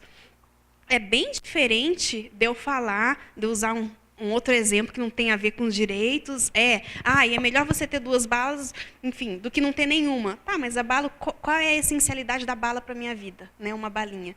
Então, a gente tem que olhar realmente o que é essencial. Então, por exemplo, é melhor ela ter acesso a um trabalho em que ela tem que passar por uma situação de constrangimento, inclusive ser exposta à violência sexual, do que não ter trabalho. Será? Pergunta para uma mulher. Se ela quer correr o risco todo dia de ser estuprada, mas que ela garante o trabalho dela. Então, a gente tem que pesar algumas coisas, né? E olhar, de fato, o que é essencial, o que eu posso, digamos assim, abrir mão. Então, tem vários direitos que a gente diz que os direitos, eles são, que é o terceiro princípio, que eles são inalienáveis. Eu não posso simplesmente dizer, não tem problema, eu posso apanhar quando eu chego, né, até chegar no meu trabalho. Não, peraí, você não pode dispor dessa forma. Né? Então, os direitos humanos são inalienáveis. Vou citar ainda um 4º princípio de direitos humanos, que é a interdependência. Um direito também depende do outro. Então, quando eu estou falando, né, de promoção do trabalho decente, eu estou falando do direito ao trabalho, mas eu estou falando também da não discriminação. Né? Então, para eu promover o trabalho decente, se eu tiver um ambiente discriminatório, eu não estou promovendo um trabalho decente. Né? Então, a gente tem que ter esse olhar para todos esses princípios, que são princípios de direitos humanos, no conjunto gigante que a gente tem, né, de direitos humanos, que direitos humanos, como eu disse, repito aqui, para que ninguém tenha dúvida, a gente está falando de vários direitos, né, e que cada direito, e aí também é inerente, quando a gente fala de direitos humanos, para cada direito existe o seu correspondente dever. Tá? Então, a gente usa, né, a expressão direitos humanos, mas para cada direito tem o correspondente dever. Então, quando a gente está falando da atuação das empresas, que elas devem observar os direitos humanos, a gente está falando de tudo isso. A gente está incorporando os princípios de direitos humanos, a gente está falando dos diversos direitos humanos e que estão muito bem consolidados nos instrumentos internacionais e, no caso do Brasil especificamente, estão muito bem incorporados à legislação doméstica do Brasil. Então, a gente tem a Constituição, tem várias legislações que vão trazer isso.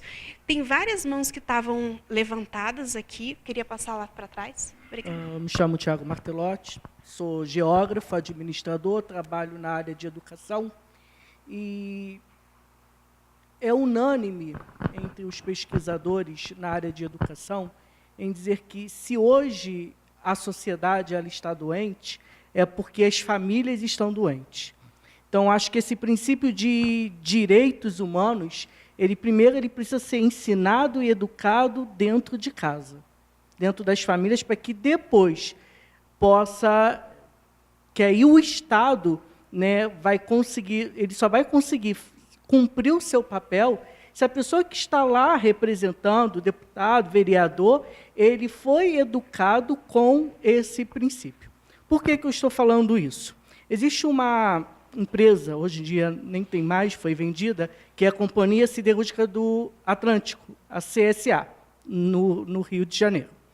Ela, em 2010, ela começou suas atividades em um bairro, lá no Rio de Janeiro, e trouxe danos gravíssimos para aquela região, poluição atmosférica. E aí o que acontece? A saúde naquela área é totalmente precária, né? E para o Estado simplesmente fazer com que a CSA pague multa devido a esse dano, para ela já é o suficiente. Mas não resolve a questão da saúde das pessoas daquela região. Não melhorou o valor que essa empresa pagou não melhorou o posto de saúde, não trouxe uma melhoria no hospital público.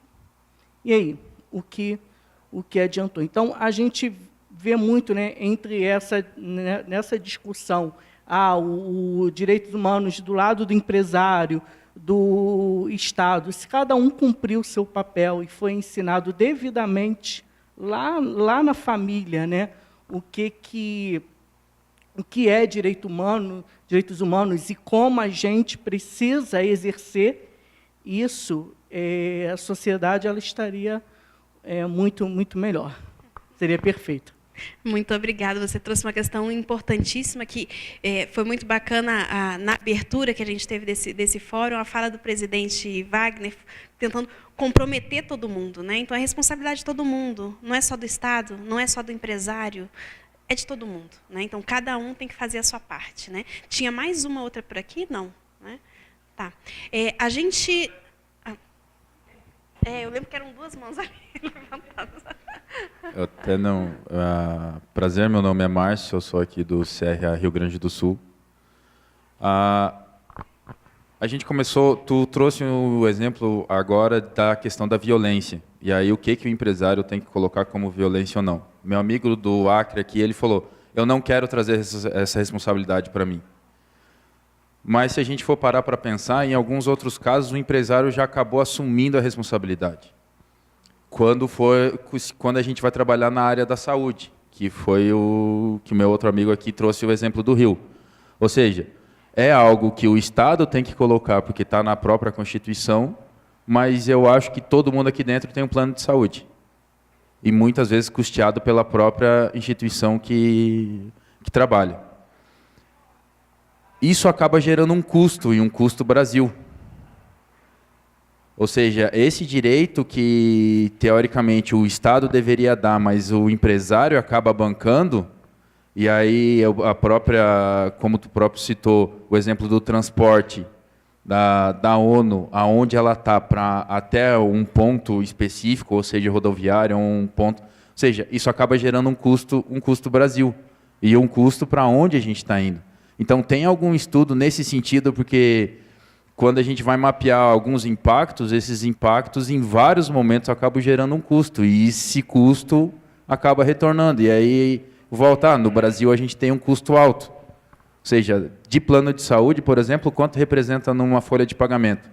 É uma média representando 7%. Ou seja, você poderia contratar 7% mais de pessoas se você não precisasse gastar com plano de saúde.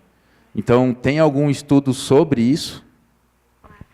Muito bacana esse exemplo específico que você trouxe. Eu desconheço estudos específicos com relação aqui ao Brasil, mas eventualmente pode sim existir, e que traz questões realmente nesse âmbito da complexidade que são determinados estados, como que são as prestações de serviços pelo poder público, né? E refletindo também o próprio comportamento social. Às vezes, mesmo, tem pessoas que não têm o plano de saúde custeado pela empresa, mas, mesmo assim, elas contratam seus planos de saúde, né, por uma compreensão de como que é o acesso da saúde naquele local que ela mora, né? Mas você trouxe questões imprescindíveis. Trazendo o exemplo nosso, né, da ONU, do escritório, a solução que foi encontrada foi disponibilizar um ônibus, mas também foi incidir com o poder público, né, com relação a esse tema, porque eu acho que aí entra essa questão do quanto que as corporações, as organizações, elas estão antenadas mesmo e veem que elas podem incidir no que a Maria Eduarda estava falando. As empresas, as corporações, elas não são simplesmente passivas, né? Elas têm todo um poder de influência, inclusive incidem para a adoção de legislações, a adoção de regulações. Então, por exemplo, a gente estamos, enquanto escritório, situados numa área mais ou menos isolada, mas que, com a nossa ida para lá, já teve uma melhoria da própria via pública, teve uma melhoria. Enfim, mas eu não vou entrar aqui nesse caso específico, né, que eu estaria entrando até nas situações enfim, da atuação do governo local, mas é no sentido de dizer que a corporação, ela precisa estar atenta para esses pontos, né? E identificar realmente como que ela pode incidir. Às vezes, realmente, não é ela que vai resolver a questão da segurança pública, mas ela, juntamente com outras empresas, elas podem incidir junto ao poder público para que ele exerça o seu papel. Isso a gente tem inúmeros exemplos, né, de reuniões que são feitas com o poder público, levando demandas específicas, ou seja, com o executivo, ou seja, com o legislativo, para uma mudança de legislação. Quantas frentes parlamentares a gente vê também em prol de determinadas causas que afetam diretamente o trabalho, né, a atuação de corporações. Então, tudo isso representa o advocacy, a incidência política das diversas corporações, né?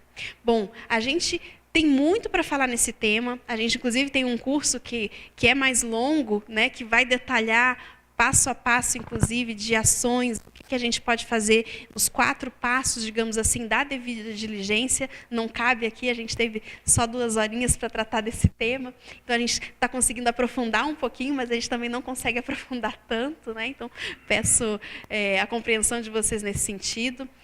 A apresentação ela vai estar disponível para vocês e tem uma série de links que vocês podem acessar e encontrar todos os materiais para vocês aprofundarem mais no tema. Tem uma série de materiais também no site do Alto Comissariado de Direitos Humanos, com recursos também que vocês podem acessar, inclusive recursos de treinamento. Mas antes da gente encerrar, tem outro tema que a gente queria tratar com vocês ainda de maneira mais breve. Eu vou pedir a ajuda da colega que está com as apresentações para voltar para outra apresentação.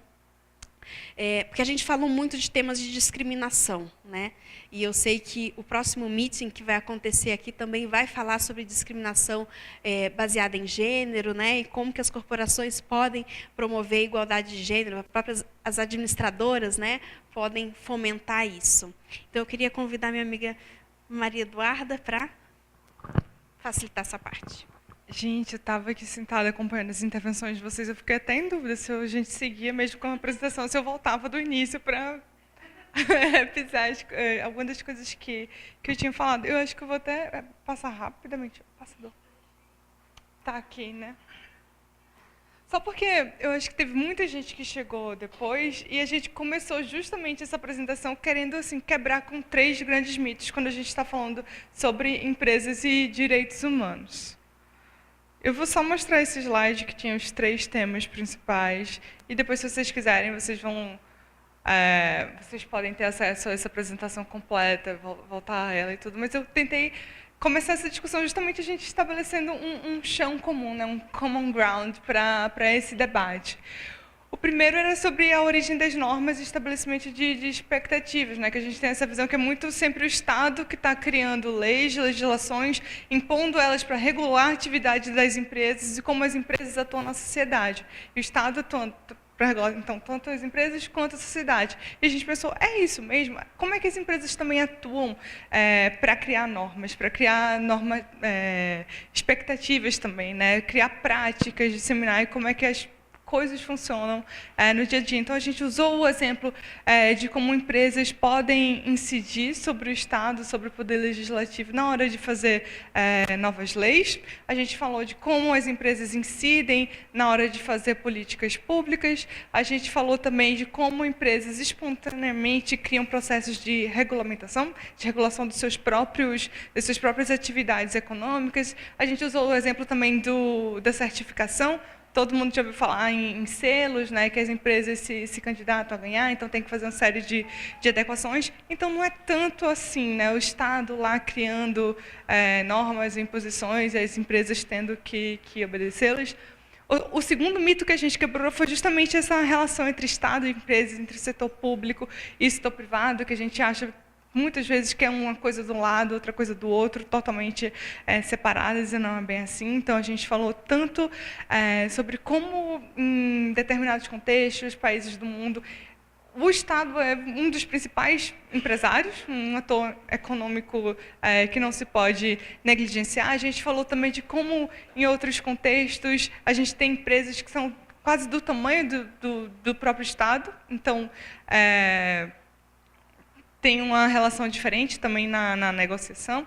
E a gente falou também desse terceiro grande mito, que eu acho que foi o que mais apareceu aqui, dessa relação entre empresas e direitos humanos, que a gente realmente, muitas vezes, tem a impressão que é algo antagônico, né?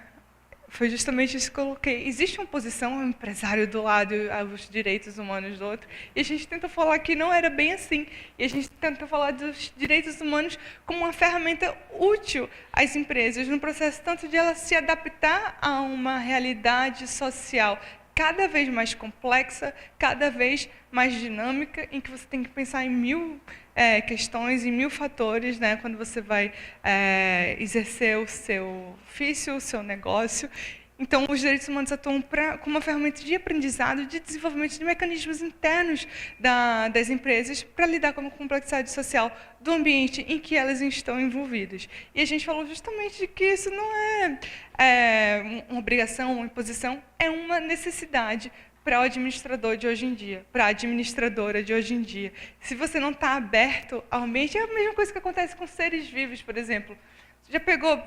Você pegar uma planta, colocar ela dentro de uma caixa fechada, sem acesso à luz, à água, ao gás carbônico que ela precisa, né, para produzir oxigênio, o que acontece com a planta? Ela morre.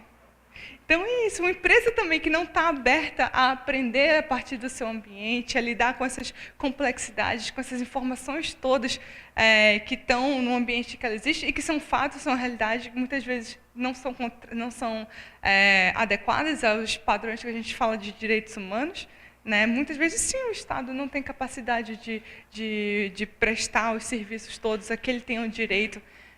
Mas é uma realidade, a gente tem que lidar com isso. Como é que a gente faz? E eu acho que todo o propósito dessa oficina que a gente está dando hoje não é impor mais obrigações a empresários ou criar, enfim, mais constrangimentos à atuação empresarial, mas justamente fazer um convite à reflexão, um convite para que vocês pensem como é que vocês podem ter uma atitude mais proativa no negócio de vocês, seja lá qual ele for, né, nas suas atividades como gestores, que visem a minimizar os impactos negativos, adversos sobre os direitos humanos dos seus funcionários, da sua cadeia produtiva, da sociedade, da comunidade em que vocês estão envoltos, e como é que vocês podem ter um papel proativo na promoção também desses direitos humanos. É isso, acho que se esse recado ficar bem colocado aqui hoje, a gente já está muito feliz, eu acho.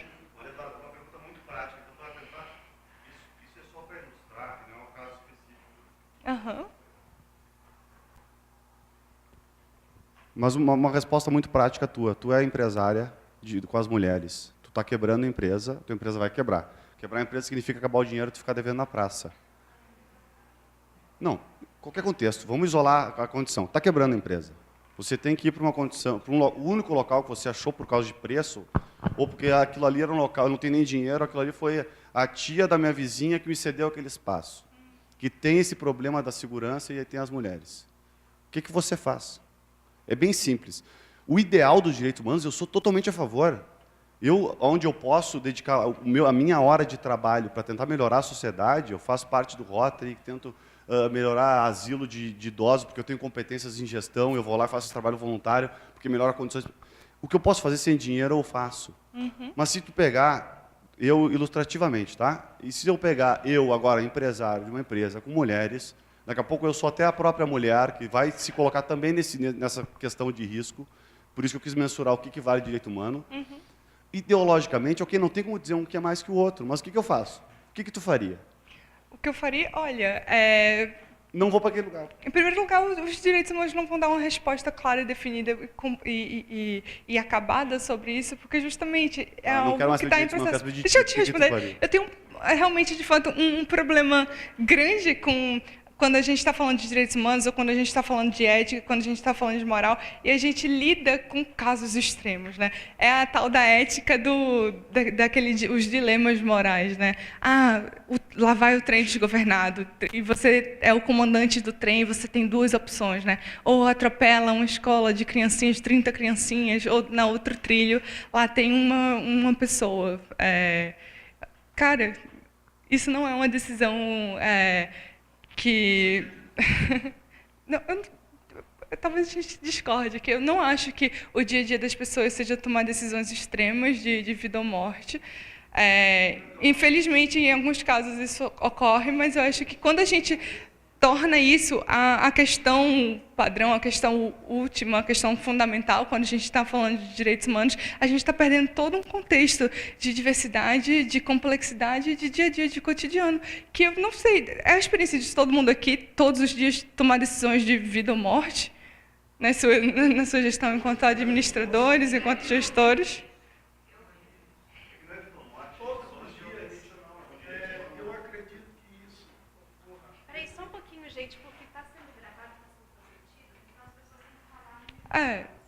Vamos organizar isso aqui. Assim, acredito que aqui, como administradores, que a grande maioria é aqui, nós vivemos por tomar decisões.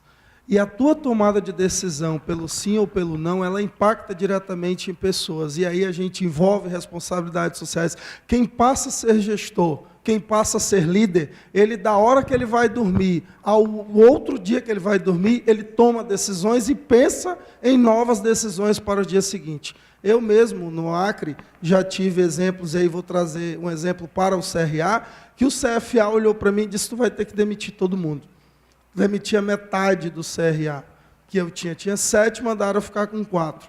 E eu tomei a decisão de não fazer isso, mas me reinventar e sangrei outras situações e hoje consegui transformar o CRA do Acre até autossustentável. Tive que demitir 2 pessoas só. Queria que eu demitisse 3, eu era 4, botei o pé na parede, disse que não, que só iria demitir. Então, assim, isso que o colega colocou ali é muito importante. Nós vivemos de tomadas de decisões diariamente. E, às vezes, a gente precisa chegar ao extremo realmente. Ou uma coisa ou outra. Não dá para ter as duas coisas ao mesmo tempo, porque, senão, tu acaba impactando no teu sócio. Tu tens um sócio, enquanto empresário, e nós estamos falando aqui, que ele leva do teu bolo 42% sem te ajudar a fazer nada, que é o governo, que é o Estado. Ele leva 42% da fatia empresarial, com impostos, com o INSS, com FGTS, com o INSS, com PIS/COFINS, com IPI, com ICMS, com a sopa de letrinhas que a gente conhece e não faz a contrapartida dele. E eu, como gestor, eu como líder, como empresário, eu tenho que ficar entre... Ou eu vou para a casa da minha tia, levar a minha lojinha para os fundos dela, lá no bairro da Sobral, ou do Sobradinho, um nome aí qualquer, que eu estou colocando, sim, mulheres em riscos, mas estou prevenindo um outro direito que é muito importante, o direito à alimentação, o direito ao trabalho, o direito de muitas outras coisas. Nossa, obrigada de novo pela contribuição de vocês. Eu, em momento nenhum, disse que vocês não têm que tomar decisão. Eu só acho que... tenho a impressão que decisões assim extremas às vezes não são muitas vezes do dia a dia da gente. E quando a gente torna tudo uma questão assim tão entre vida ou morte, né, a gente perde complexidade. A gente perde de ver diversidade, a gente perde de ver nuances da realidade que a gente vive e oportunidades de agir, oportunidades de atuar. Claro, situações difíceis e complicadas em que é necessário um líder para tomar decisões difíceis, complicadas e que, infelizmente, impactam negativamente a vida das pessoas. Acontecem, eu não tenho dúvida. Mas, dada a situação, dado o que aconteceu, como é que vocês, enquanto gestores, administradores, enquanto líderes, podem agir para minimizar os impactos negativos sobre a vida das pessoas? Eu acho que é essa a discussão que a gente está tendo aqui. A discussão também... A discussão também é justamente, não é o fazer ou não fazer, é o como. Né? Então, você sabe, você como empresário, naquele exemplo mesmo, né, na mudança de sede, sabe que você não consegue mais pagar aquele aluguel. Então, você sabe que você tem que mudar. Então, essa questão de mudar ou não está mais em questão. Você sabe que você tem que mudar. Agora, como você vai fazer isso? né? Então, pensando, e aí eu acho que toda a discussão que a gente trouxe aqui é tudo que pode acontecer que você precisa considerar para não tornar vulneráveis seus trabalhadores. Então, tem questões que não implicam em custos para a empresa. Por exemplo, a gente tem sistemas de carona solidários, né, que são estimuladas no âmbito da empresa, a própria questão da observância do horário de trabalho. Então, em termos de, a gente sabe, a gente está em horário de verão agora, né, então está escurecendo um pouco, né, mais tarde. Então, é dizer que às 6 horas da tarde ainda está de dia, quando as pessoas estão saindo. Então, isso tem um impacto no trabalho das pessoas, um impacto na segurança. É diferente quando a gente está em determinado horário que 6 horas está super escuro, né? E aí a questão da iluminação pública ela vai influir na vida daqueles trabalhadores, né? Então, uma série de questões que a gente deve considerar, né, em termos do quanto que aquele negócio, né, a forma que ele está estruturado, ele vai impactar os direitos e o que aquelas empresários, elas podem, a partir de atitudes que, inclusive, algumas que não geram custos para a empresa, o que ela pode tomar de decisão para que não impacte negativamente a vida dos seus funcionários, ou da comunidade, ou de fornecedores e da sua clientela. Eu acho que toda essa discussão que a gente fez aqui nesse sentido é de sensibilizar vocês para essas questões, né? Não no sentido de, mais uma vez, da gente fazer um empurra-empurra de responsabilidades aqui, né? Porque eu acho que toda a questão é essa de se colocar como todos somos corresponsáveis, né?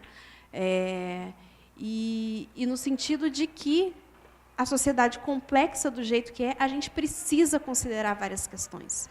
E está mais do que demonstrado, e aí, para quem não teve, ou ontem, né, no painel, ou não chegou no início da apresentação hoje, de vários levantamentos, estudos que já foram feitos apontando o quanto que as empresas perdem, em termos, inclusive, né, de lucratividade, por não considerarem determinadas questões.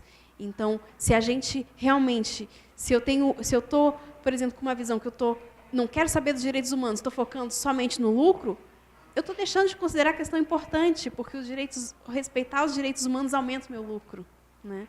Então, é essa noção que a gente gostaria de ressaltar aqui, e que isso não é o que eu acho, né, enquanto Ângela, ou como Maria Eduarda, ou como as Nações Unidas, tudo isso é fruto de estudos, inclusive empíricos, né, de análises junto a empresas que desenvolveram ações nesse sentido, e que hoje a gente consegue demonstrar que sim, né, faz a diferença. Observar os direitos humanos pode causar um impacto tanto na produtividade da empresa, quanto na vida das pessoas e na sociedade. Então, se é assim, por que não?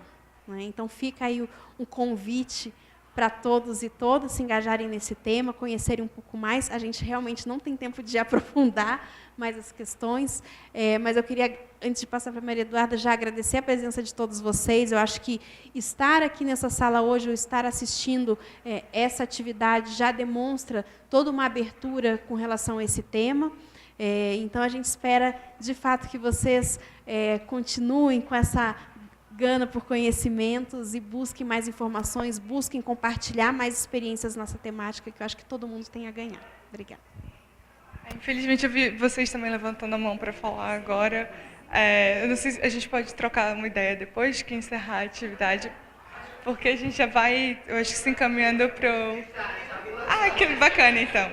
A gente conversa no final do workshop também. Mas eu acho que eu queria até reforçar um ponto de convergência entre o que a gente está dizendo aqui e vocês também.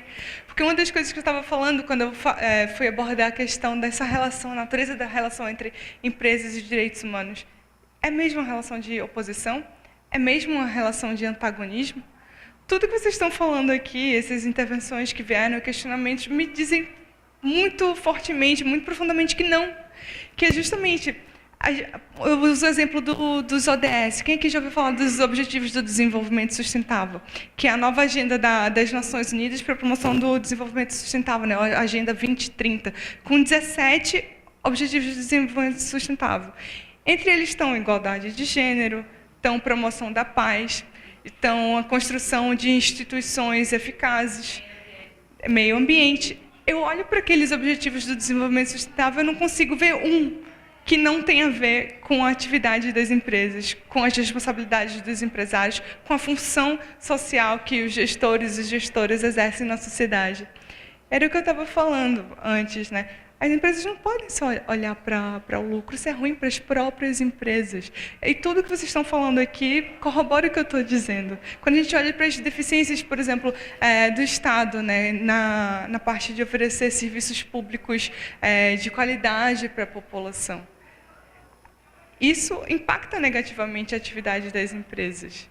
Então, é interesse das empresas que o Estado ofereça serviços de qualidade. É interesse das empresas que as instituições do Estado, as instituições da sociedade sejam eficazes, funcionem bem. Que empresa consegue atuar e gerar lucro, exercer sua função social, se não existe paz, por exemplo? Se a violência é uma preocupação constante. Se você tem que se preocupar se seu funcionário vai ser assaltado ou sofrer uma violência sexual no caminho do trabalho, no retorno à casa. Todas essas são preocupações também que impactam atividades empresariais. Então, eu acho que a gente, enquanto Nações Unidas, queria aqui deixar um convite para vocês pensarem nisso, pensarem de como essa agenda dos direitos humanos pode agregar a empresa e, mais ainda, né, como as empresas podem não só minimizar os impactos negativos que suas operações possam ter sobre direitos humanos, mas acho que, principalmente, como é que vocês podem ser protagonistas de mudanças importantes, de mudanças relevantes para a sociedade. Como é que vocês, nos seus negócios, na sua atividade como gestores, como gestoras, como administradores, administradoras, podem atuar positivamente para mudar a realidade que vocês vivem, né? Eu acho que esse é nosso convite, esse é o nosso recado. Eu queria, mais uma vez, agradecer o convite do CFA, o convite do CRA para a gente estar aqui hoje. No que depender de mim e de Ângela, a gente vai continuar aprofundando essa parceria e continuar levando esses debates sobre empresas de direitos humanos. Então, muito obrigada.